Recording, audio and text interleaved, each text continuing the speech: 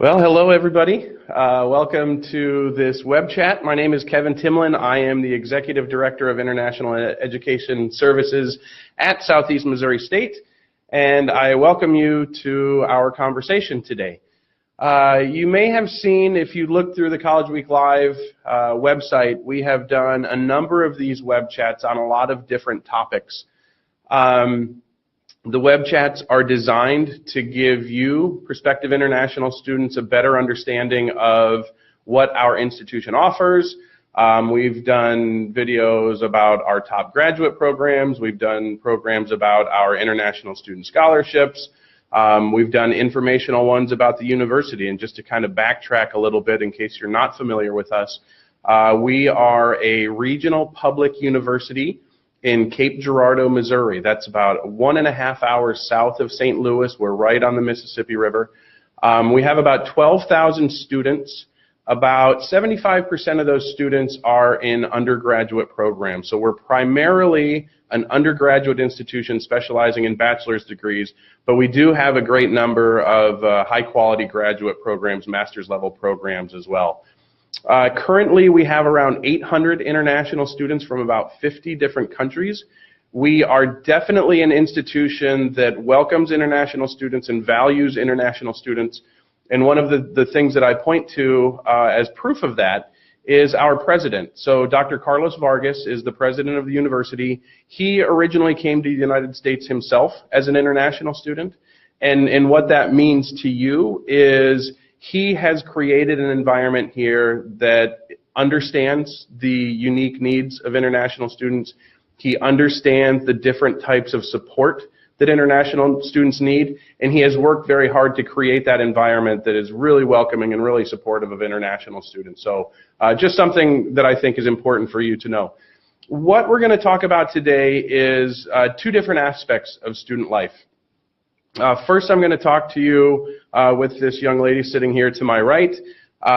She is the student body president of the university, and she is going to talk to us for a little while today about how to get involved, what kind of opportunities Southeast Missouri presents to students, and how to really take advantage of those opportunities. We very much pride ourselves in being an institution where anybody who takes the initiative can develop leadership skills, can develop resumes, develop great relationships with faculty members, and really take the next step to whether it's a career or an academic program after graduation. And it's really a matter of the student taking advantage of those opportunities, and Peyton's going to talk to you about that. After Peyton is done, we're going to talk to you about some of the international student services that we offer. Being an international student can be a challenging experience. It's a different educational system. There's a lot of different things that you're not used to, and possibly people in the U.S. institution aren't used to for international students. So we're going to talk to Carrie Taylor, who is our Assistant Director for International Student and Scholar Services, and she's going to talk about the process of coming to the United States and what kind of support pieces we have in place. So hopefully that gives you a good overview of what we're going to talk about today and a little bit of the institution. And with that, I'm going to turn to Peyton and say welcome. Thank you for joining us. And if you would, please introduce yourself and maybe tell us a little bit about yourself, where you're from, and what your position is here at the university. Absolutely. Well, thank you so much for having me, Dr. Timlin. Thank you guys for tuning in to College Week Live. We're very excited that you're here. As he stated, my name is Peyton Mowgli, like Mowgli from the Jungle Book, if you guys are Disney fans. I am from Chesterfield, Missouri, which is really close to St. Louis, Missouri. I'm a senior studying corporate communication and minoring in integrated marketing communications, and I'm the president of our student body. SEMO is such a fantastic place, and if I can I tell them a little bit of a story? Please. Yeah, okay. Well, the main reason why I was so, I guess, entranced with SEMO, so enticed to come here, is because on my tour day, on my first step, while I was going around the institution, we were talking about the the different types of people that we have at SEMO, I was just so awoke. My eyes opened up to how many different countries we have represented here. Because where I grew up, where I went to high school, we didn't really have a lot of people that came from different countries. And I didn't really know that we could have so many people from so many places just here for the sole purpose of studying and trying to improve themselves and get to know people that are different than them.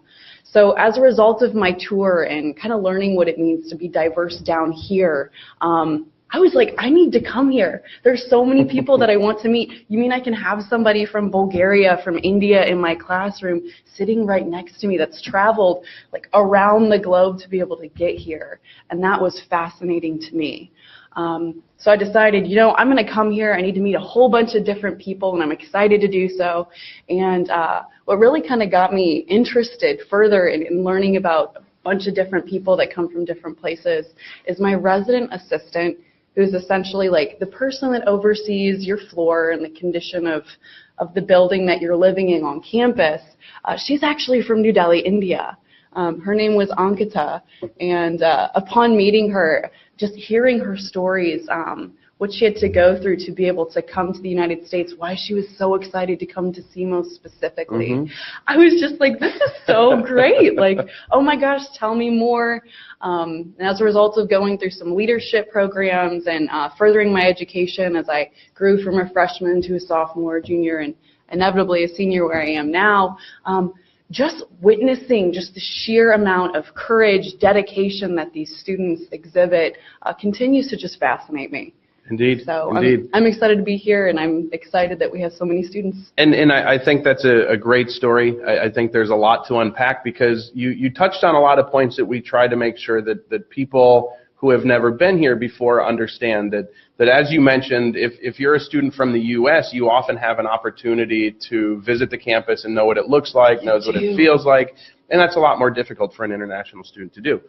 But you know, the way that you described it, I think, is really important for students to understand that, you know, there's a perception about the middle part of the United States. You've got the East Coast and the West Coast, and there's a lot of cultural diversity there, where it's a little bit more homogeneous in the middle.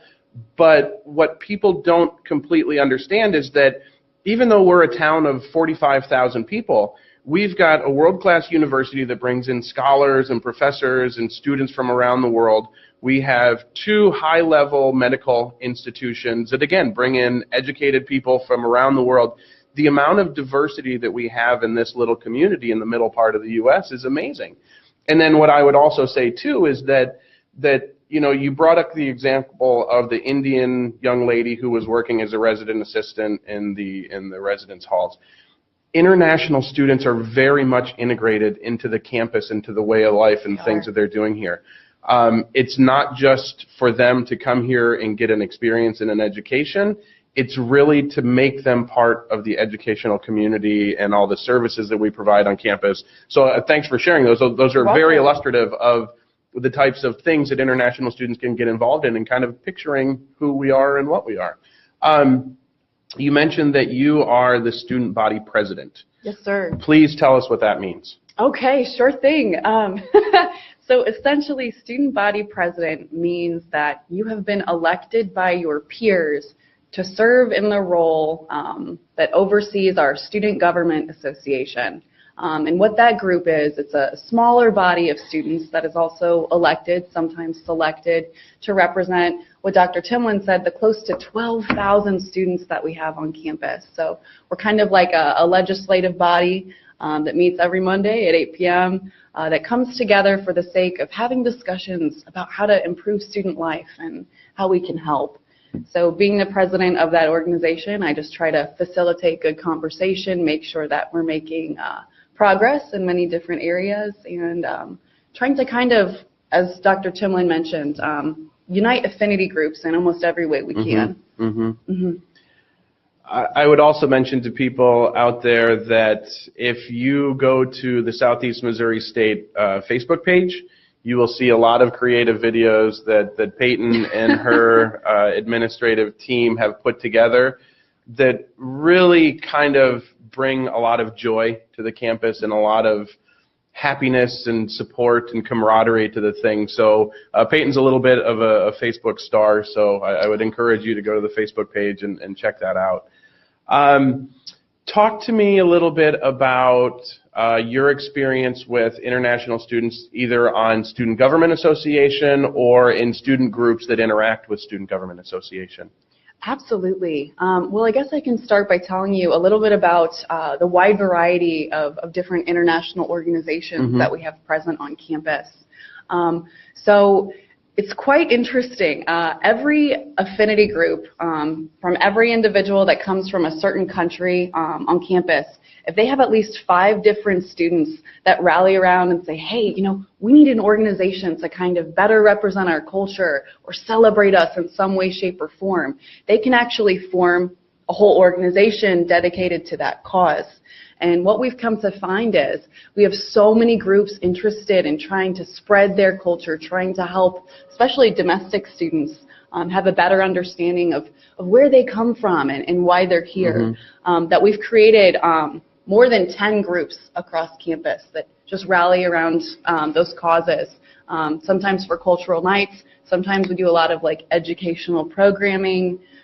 Maybe we'll touch on Carpe Diem in a little bit. Yeah. But it's just fascinating how many people want to be involved. And so student government also helps fund those activities. So if you create a student organization, you get support from student government to put on these types of events. And also these groups, affinity groups you call them, they have to be open to everybody, right? So it's not necessarily just something that the Pakistani students, for example, are by themselves with this group. It has to be something that has like a campus-wide connection and open to other people, right? Absolutely, yeah. Regardless of if you're involved with the culture of the 5 people that are wanting to start the group or not, anybody can be a part of the group, which is absolutely fascinating because we want to kind of encourage an all-encompassing environment that appreciates and welcomes anybody. So that is totally the case. And what I've come to find just interacting with my peers that come from overseas too is that there's just this different level of dedication and determination to like get involved from the get-go. That is just fascinating. Something that I don't even see a lot of like domestic students have. Yeah. It's like this perseverance and this like insatiable desire to continue to grow and be immersed and understand what that's like. So it's pretty common that as soon as students come to SEMO, they're registered, they start their classes, they start asking themselves, well, what can I do? What kind of clubs or organizations can I get involved in? Is there something for me? And then they jump right in. That's exciting to see. Yeah. One of the things that we talk about in international education and services quite a bit is, you know, what is our role on campus? What kind of purpose do we serve?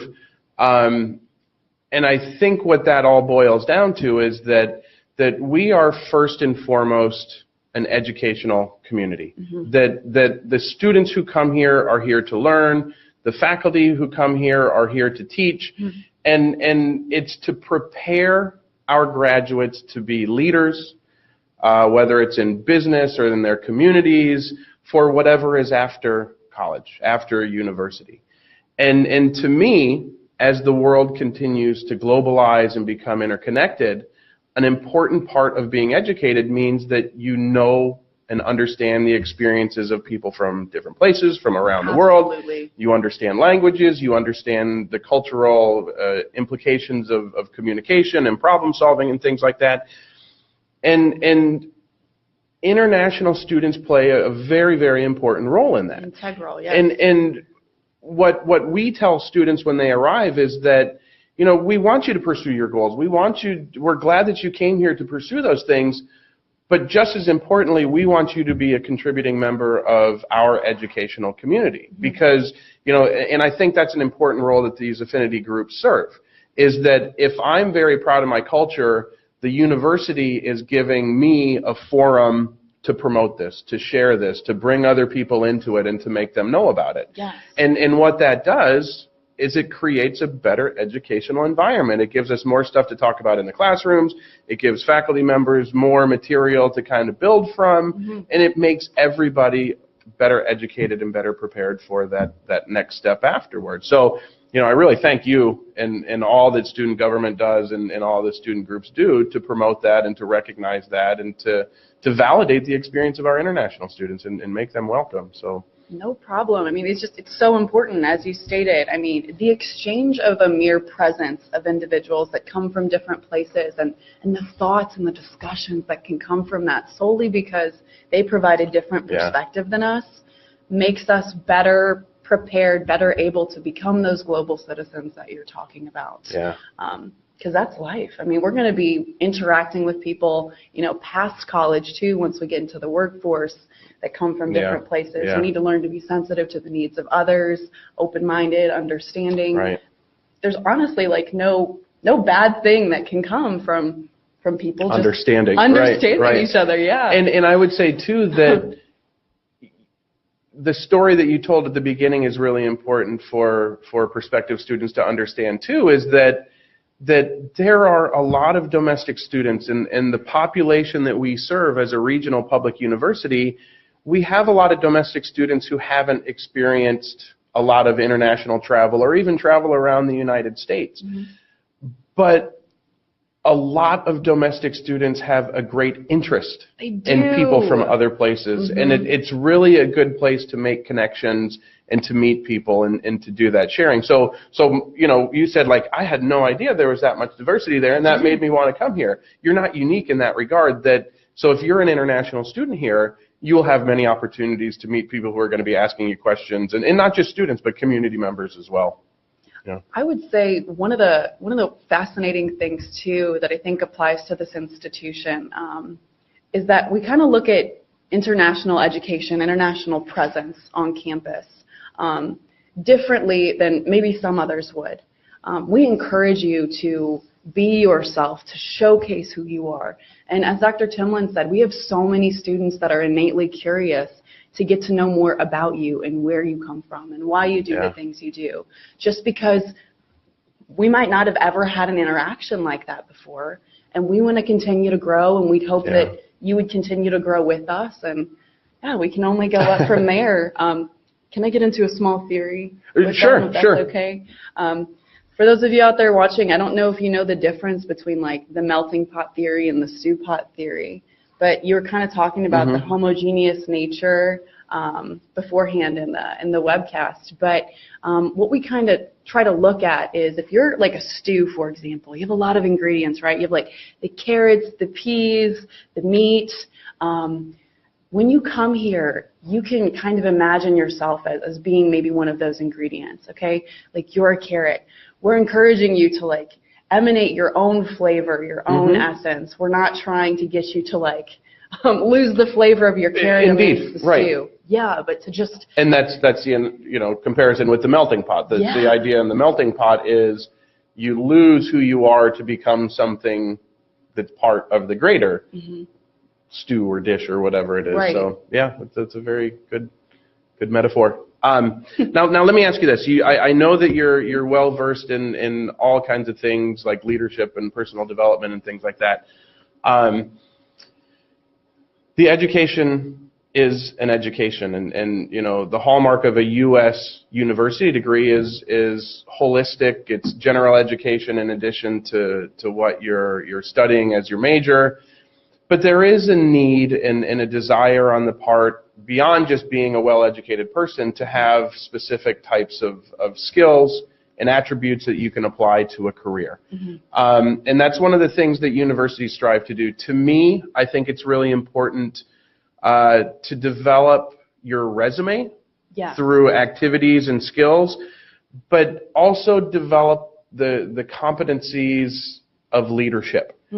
And I'm wondering if you could tell me a little bit about maybe your progress through that and what kind of things you might recommend to someone. Like if I show up as a freshman here and I don't really have any experience in organizations, what could I do or should I do to develop my own leadership skills? And you know, maybe if you can contrast that with what your journey was.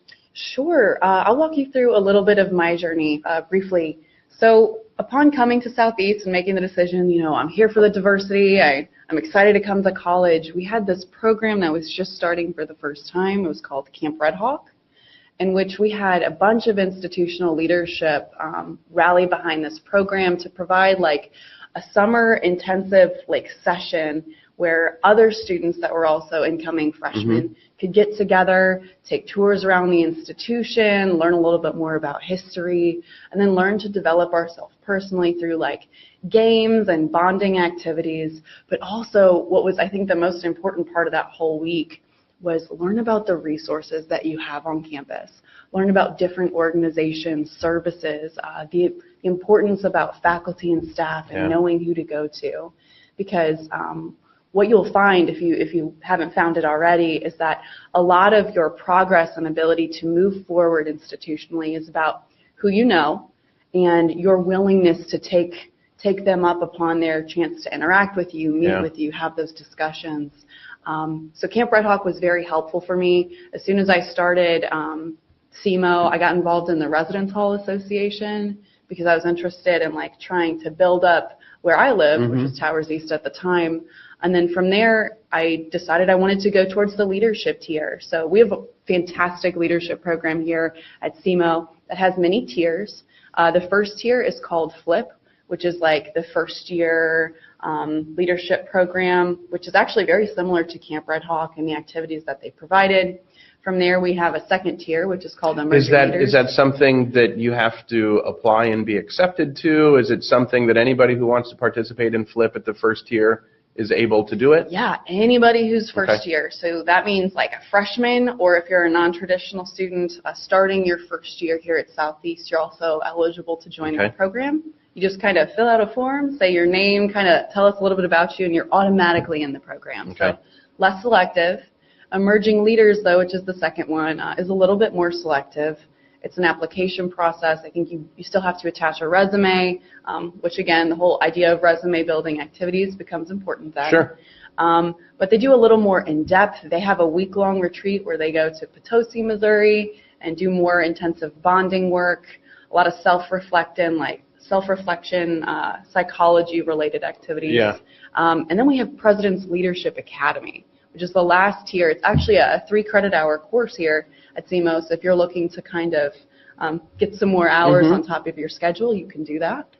And so I was just fascinated to get involved after Camp Red Hawk, but there are so many different ways to get involved, and one of the things I think has been most helpful in the past 2 years since its creation is this thing called the Involvement Ambassador Program. And so we have a group of student leaders that have been trained to know the different organizations that we have on campus. So if you're kind of worried about, well, I have this very specific niche interest and I'm just not sure that SEMO would have anything like that, you can go to the Involvement Ambassadors. They will have you take a quiz to kind of figure out, what are your hobbies? Do we have an organization like this? Pair you with an organization if you match up with any of them, get you the contact information of the leadership of that org, and then that's your chance to kind of get involved that way. But they'll also say, which is awesome, they'll say, if we don't quite have something for your niche, you can create it. Opportunities are here for you to create, so never feel like you don't have something here, because you can make it.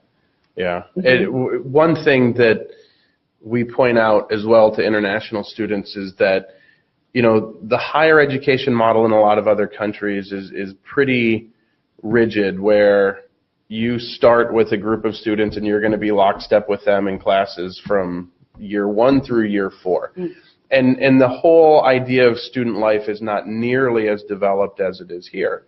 And so, when people come from that mindset to here, they have a hard time understanding when we say, at least half of the value of your education that you're going to get here are the things that you do outside of the classroom. I mean, your syllabus and your courses and your transcripts are important, but again, being holistically educated and being someone who's prepared to not just have that necessary credential, but to really be a leader are these things that you do outside of the classroom. So, by that rationale or thinking about it in that way, students who don't get involved, these are all free. to participate in. Like, these are all yes. services that the university provides. You are missing out on so much of your possibilities and your educational, opportunities by only focusing on your classes and not getting involved in these things. So, yeah. I would say you're 100% right again. And there's nothing necessarily wrong with being very academically focused. And I think institutionally, we would appreciate and encourage you to make sure you keep up with your studies. But no, the difference maybe than what you've been accustomed to learning about overseas is that it is so important to get involved in many other ways. Yeah. And there's just so many resources and people that are wanting to help you take advantage of those ways here. Right. Because businesses especially, anybody beyond higher education is going to want to know, like, what organizations you were a part of, like what lessons did that teach you? Did you develop interpersonally? These are and so thinking about resume building skills or things that you would talk about in an interview, think about the budgeting experience, the marketing experience, the fundraising experience, the things that you have to go through to put on these types of experiences really gives you insight into the culture of U.S. organizations and how that all works. And that stuff can be put on resumes. It can. Yeah. Well, we're just about out of time. I'm going to ask you one last question. In your opinion, what makes Southeast a special place? Oh, I love this question. I think what makes Southeast a very special place is because you need to have almost like a very unique, special sense of purpose and heart to want to work here. What I mean by that is we are dealing with just so many different things at so many different times that because of the level of responsibility, especially of our staff and our faculty, to want to continue helping students despite that extra workload, it says something special about how much they care to make a difference for the people that they're working with and the prospective students that are coming here in order to just make their lives better beyond higher ed.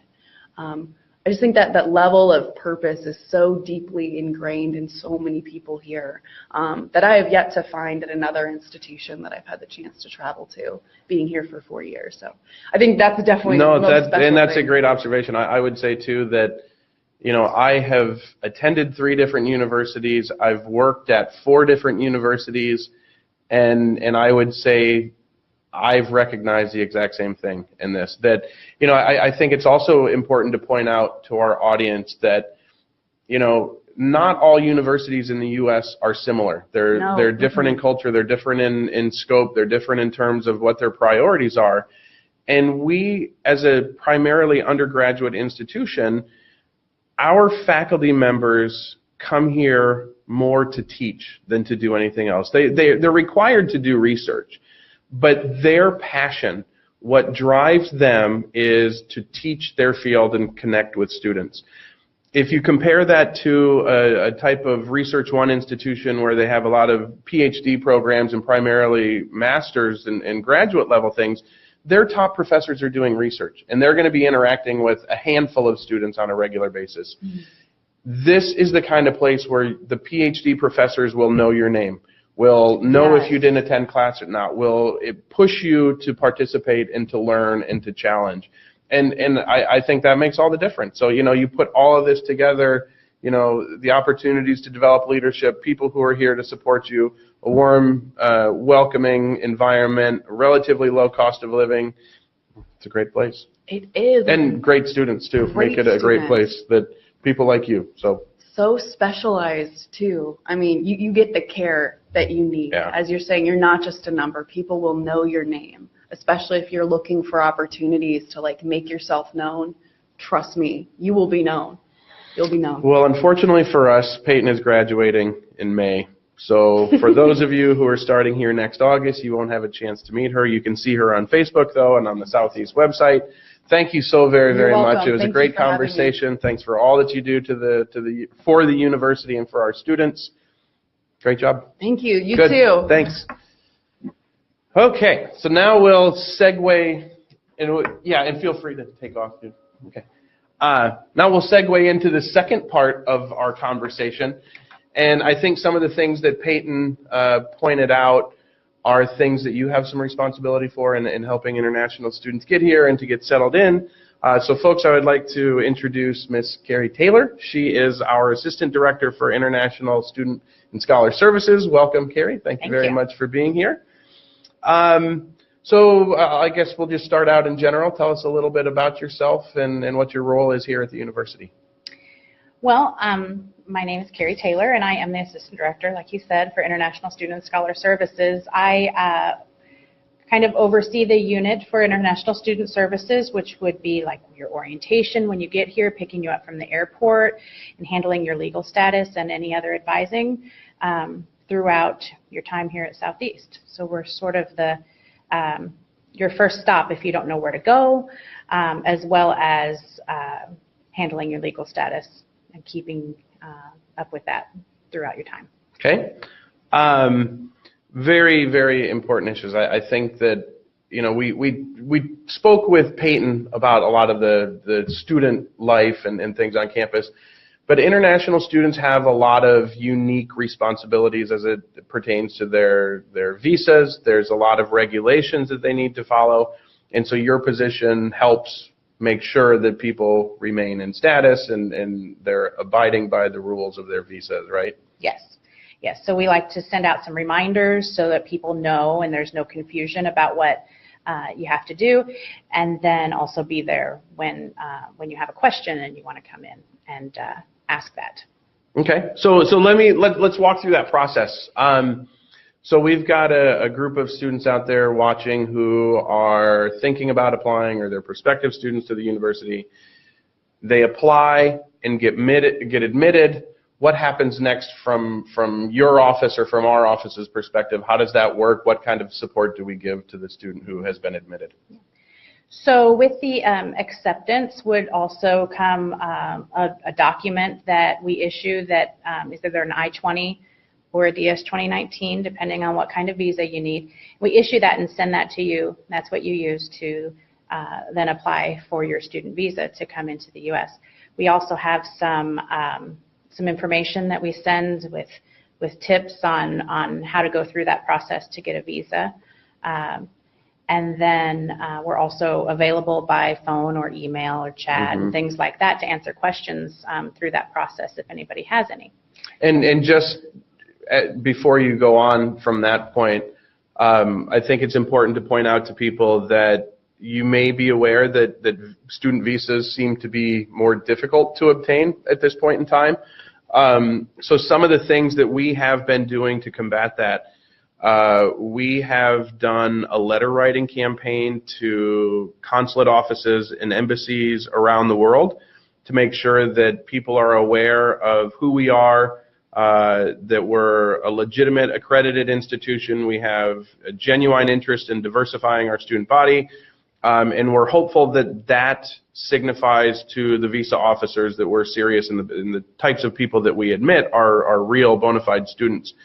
We've also created a PowerPoint that we'll send out to admitted students that, like Carrie said, that however, there's a lot of resources out there to help you prepare for a visa interview, but to me, one of the things that I always point to that I think is incredibly important is for you, the visa applicant, to have a personal story about why Southeast Missouri is the institution that you're choosing. That you know, that story demonstrates that you know something concrete about our institution, and there's a legitimate purpose of why you're picking this institution over someone else. So this PowerPoint document that we'll be sharing with admitted students can give you these types of those informational pieces that you can latch onto to create a narrative for your visa interviews. So it's very, very important to be prepared for that, and we help with that. So, okay, sorry. So then you help them prepare for their visa interview. So after securing a visa, then we would ask you to let us know when you're coming in to the country, and we offer for the weekend prior to orientation, where we pick up from the airport and bring you in, get you settled into your dorm room, or take you to off-campus housing if that's the case. And then we do orientation, which is fantastic because that answers all of the questions about the rules of your legal status and how to get what you need in the university, and some differences with the education system, and all of these things that are really, really helpful. So when you come in and you're so confused and you don't know what to do, we have just a few hours each day for a week where we sit down and have people come in from different areas and explain all of the things that you need to know, as well as answering all of your questions. So I think that week is so important and useful. Well, and I think too that it's helpful to know that that week before classes start and when we do the international student orientation or the international first step, the rest of the domestic students are not really on campus yet. So our students have the attention of all of the different offices. Everybody in International Student Services is focused on helping these people with the orientation. You don't have to wait in line in a lot of different places. And so it makes it kind of like a low pressure environment to kind of get acclimated a little bit, to get this information, and people are really focused on the students during that week. So we get you into your classes during that week, enrollment and that sort of thing as well. So you can walk around when there's not very many people on campus and know exactly where your classes are. It's just a really good opportunity to prepare for the semester. And I would say too that I think the orientation is designed in such a way that, you know, we take care of the visa obligations that they have. We register them. We take care, well, we get the information we need to register them. We get them registered for classes. But we also do, like you said, some cultural training. We talk about the culture of the U.S. classroom. There's some presentations about, you know, culture shock and getting used to being in the U.S. But we also have opportunities for students to connect with faculty members. We have a lunch that's specific for them to sit down with different people from different faculty. And we have programs where we introduce them to community members as well. So the orientation runs the gamut of business, pleasure, fun, culture, you know, banking, all of it. Yeah, and having a couple of events during that week where you can get to know the other new students that are in the same situation as you, as well as some of the students that are continuing, that have been here for a while, and they can come in and meet. Not everybody's here, but there are some people still here in that week before. And so getting to know domestic and other international students at those events. So you know a few people, you have some familiar faces before everybody else comes to campus. Yeah, and it, you know, Peyton referenced her first step in the Camp Red Hawk, and in a way it's similar. So this group of people that you would come in with as your orientation class, you develop some really good relationships and friendships right off the bat, and you have people that you know from a lot of different places, and our international students kind of have that same sense of wonder that Peyton had. Is like, I've never met people from Bangladesh and from Kenya and from Brazil before, and you're interacting with people from all over the world right off of the bat. So yeah, good. Okay, so orientation happens. Classes start. What kind of services do we provide for students at that point, especially first semester students? So I think the biggest thing is that we're a place where you can come and ask questions. So we're just a resource when you don't know who else to ask. You always know us. You've gotten to know us over that first week of orientation, and you can come into my office or Kevin's office or somebody else's and ask those questions and get those answers to those questions.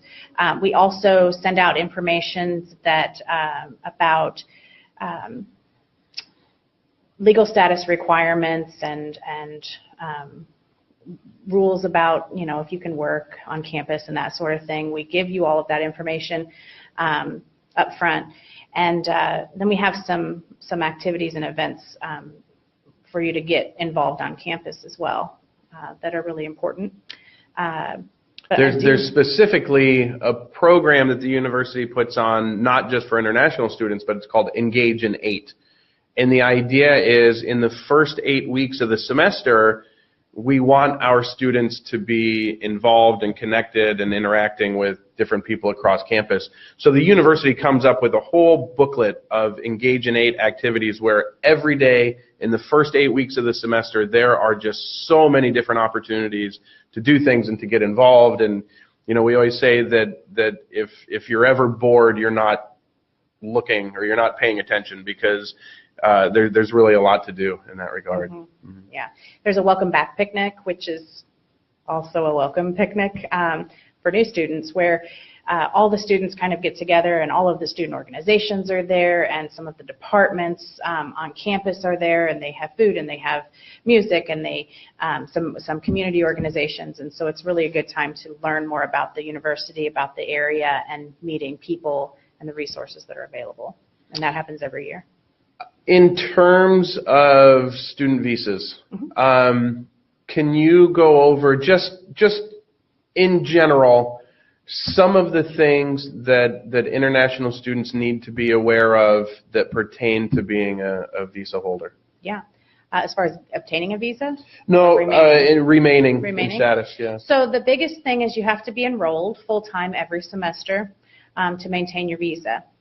Which is what you're here for as a student. So it's not a really hard thing to do, but it's something you need to be full time. And I would say too, just for people to understand that the challenge from that a lot of times for international students is maybe if they're getting a poor grade in a class. So full time for us as an undergraduate student is 12 credit hours, which is usually 4 different courses. People are usually registered for 12 or 15 hours. But if you're registered for 12 credit hours and you're getting a D or something, a grade that you don't like in one of those courses, you're not allowed to drop it. You can't drop it. Yeah. You have to be full-time through the entire semester from the beginning to the end. Now, the good thing is, if you don't do well in one class, if you retake it the next semester, it will still show up on your transcript, but you can at least increase your GPA, and that better grade that you get the next time will replace that one as far as your GPA goes. So, you know, when you don't do well in one class, even if you can't drop it, it's not the end of the world, and you can definitely come back from that as far as your GPA is concerned. In terms of our ability to support those students, what happens in terms of making sure that they're enrolled full-time? So I check, I send out reminders a couple of times a semester. I also check enrollment. So if you did drop a class, we reach out to the student, we give resources on how to get into a different class so that you can maintain that, that full-time enrollment. We have some classes offered that start in the middle of the semester, mm-hmm. and they go from the last half of the semester. So sometimes if somebody needs to drop a class, they're able to, because they're able to pick up an additional class in the second 8 weeks, which is a nice thing. But it's not something that you're going to be caught unaware. Right. That we send out an email that says, hey, we saw that you dropped a class.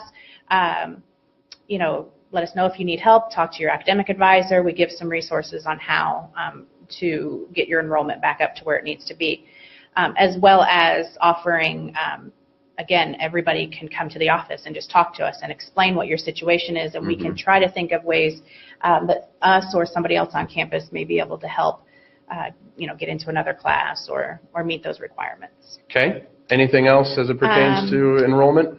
Enrollment, no. Face-to-face? Face-to-face, yes. So out of those 12 hours for an undergraduate student, at least 9 of those have to be face-to-face. So we do offer online classes, and you can take 1 of those or 2 if you're in 15 hours. But at least 9 of your hours have to be face-to-face every semester. We do have blended classes where you do you go to class face-to-face, but you do some work online. That's okay. Those still count as face-to-face. Mm-hmm. But those fully online classes where you don't ever have to go into a class, you can sit at a computer in your dorm room and do all of your work, those are limited. You have to be in, at least for an undergrad, at least 12 hours total, and at least 9 of those 12 have to be face-to-face. And as well, that can be, you know, honestly speaking, a challenge for international students, because a lot of universities in the U.S. are offering online courses, and you know, sometimes it's a course you need in sequence, and the only way you can take it is online. But that's still no excuse in terms of the regulations that there is still that requirement that You know, you've got a visa to be in the United States to be attending classes. You could take online courses back home without having a visa. So that's why the face-to-face requirement is here. And so you have to be enrolled in the courses that are meeting. And that's in on a the regular fall basis. and the spring. Summer is an optional term, except if it's your first or last semester. Then there are some requirements. But in general, in between, you could take all online classes in the summer. You could go home for vacation and see your family and take classes from your home country in the summertime. Or you can be here taking online classes, or you can be here and not enrolled at all. Summer is very loose, except in your first or last semester. But in the others, but fall and spring, you have to be full-time. What about employment? Employment is, we have on-campus jobs where you can work in offices, in our food service, in our custodial services. There's all kinds of jobs for student assistants on campus. Those are perfectly fine. You can work up to 20 hours in an on-campus job in any semester, and you can work more in the summer times and breaks, but generally 20 hours. But off-campus employment is not allowed. It's strictly forbidden. It's a serious problem if you work off campus. So you can't go to the mall or a restaurant off campus and that sort of thing and find a job, or it will affect your legal status in a serious way. So, but on-campus jobs, perfectly fine. What about internship opportunities during or after your academic program? So an F1 student, which is what most students come here for if you're a degree-seeking student, have to or can work on campus. There are other opportunities for internships. Some degrees require internships where you can work either on or off campus in an internship. And that's called curricular practical training. We have to authorize that with your F1 record. But there are opportunities to do some of those things. And we have a lot of information that we give out, and a lot of students just come in and talk to us, and we sort of plan out what they want to do and sort of explain, okay, well, that may be possible and this may not be, and so that there's no question. But CPT, curricular practical training, is a benefit of an F1 status as long as it's required for the program, and many programs do have these internship courses. More and more, yeah, it's an important aspect. After they graduate. Yeah.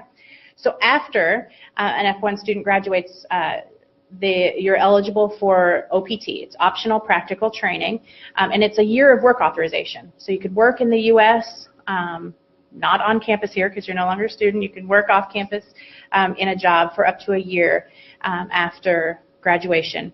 There's an application to the government for that, and we give all kinds of resources on how to do that.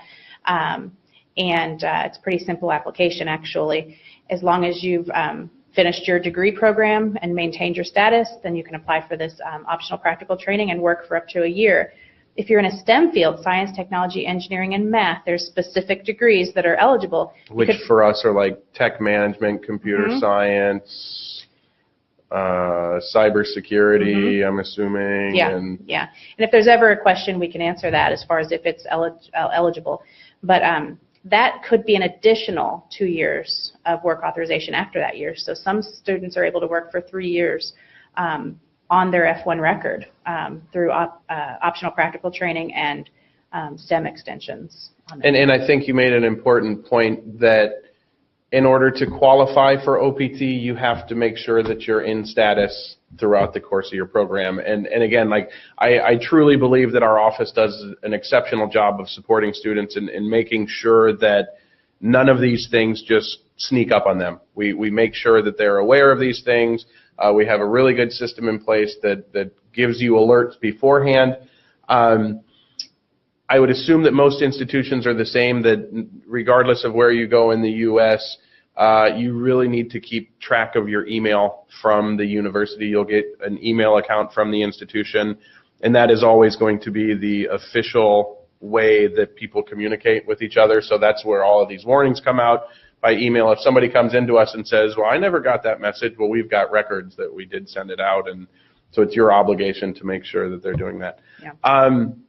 Let me just ask you one final question. What do you think are some of the biggest challenges international students face being here, and how might you, in your position, help with those challenges?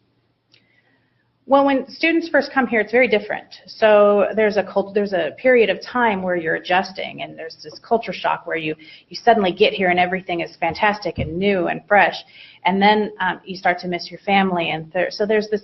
So just knowing that you'll get through that, that's common. It's what everybody goes through, and that we're here to support you through that. But it is everybody goes through it. You're suddenly away from your family and so far away.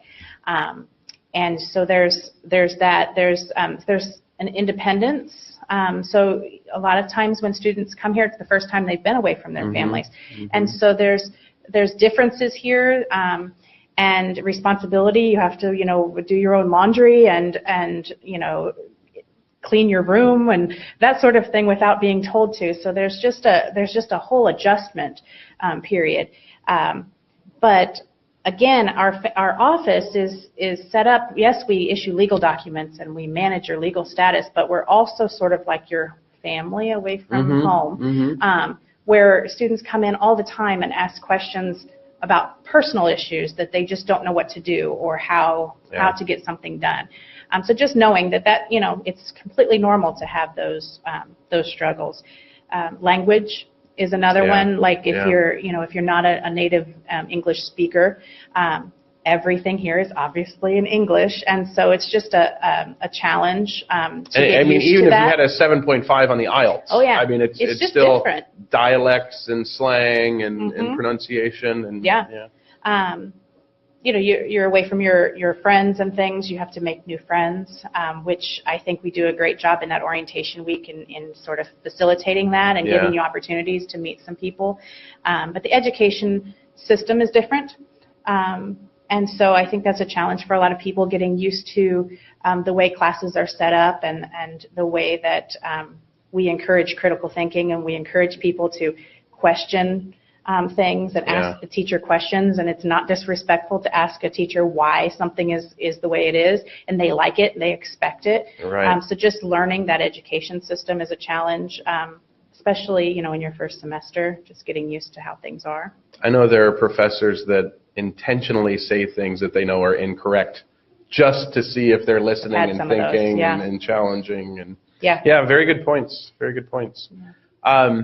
Anything in conclusion that you want to share, or?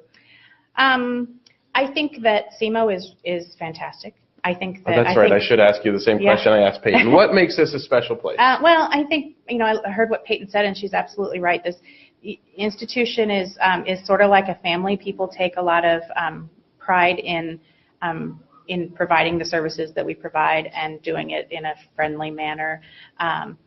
You don't always see that in a lot of places. I think that the size of the town, it's big enough to have things to do and resources and things, but small enough that it's safe and it's friendly. Whereas and people the university is the main thing, too. Yeah. So you get a lot of attention. And people go to big cities. We've had a student that I know of transferred to an area, transferred right back the next year because he said it's too much distraction in the bigger city, and he found that he wanted to experience it, but once he got there, he realized that this is a really great forum to get your education as well as have fun and do things that you enjoy. But to finish the degree, it was just a major shock when he left, and he's like, no, I need to go back. And I thought that is a good sign that we're doing something right. Yeah, good. Well, thank you. Appreciate all you do. Yes. And that concludes our web chat for the day. Feel free to contact us. It doesn't look like our contact information is up there, but if anybody would like to email us, you can go to the College Week Live suite, but it's also international@semo.edu. You can find all of our information online, contact information for Carrie, myself, and for Peyton. Check out our Facebook page. We've got YouTube sites. We've got Youku for those in China. And again, thank you for paying attention and for being here today, and we look forward to hearing from you. Thanks.